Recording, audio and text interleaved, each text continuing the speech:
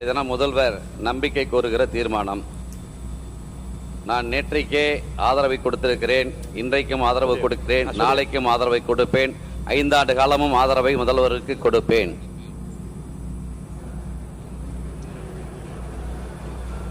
மாபெரும் சபைதனில் நீ நடந்தால் உனக்கு மாலைகள் விழ வேண்டும். புரட்சித் தலைவர் எம்ஜிஆர் அரசியலுக்கு வந்து 1953ஆம் ஆண்டு 19 ஆண்டுகள் உறுப்பினர். அடுத்த வரையும் சொல்றேன். மாற்று குறையாத மன்னவனவன் என்று போற்றி புகழ வேண்டும். அவர் இருப்பார். போற்றி புகழ வேண்டும். புரட்சி தலைவர் எம்ஜிஆர் 1953ஆம் ஆண்டு அரசியலுக்கு வந்தார். 19 ஆண்டுகள் பணியாற்றி புதிய இயக்கம் கண்டு 5 ஆண்டு காலத்தில் முதலமைச்சராக பொறுப்பேற்றார்.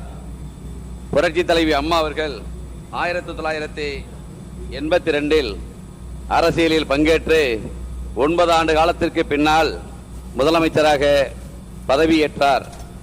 நம்முடைய முதல்வர் அவர்கள் 2 ஆண்டு காலத்தில் புதிய இயக்கத்தை கண்டு 2 ஆண்டுகளில் தமிழகத்தினுடைய மாபெரும் இளைஞர் சக்தியோடு இந்த நாட்டினுடைய முதலமைச்சராக இன்றைக்கு மாபெரும் சபையில் அவர் நடந்து கொண்டிருக்கிறார்.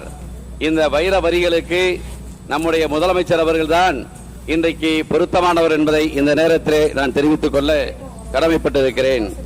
இந்த பூ உலகத்தில் அரசியலை நாடி சென்றவர்கள் ஏராளம். இந்த பூ உலகத்தில் அரசியலை நாடி செல்பவர்கள் 1000 பேர்.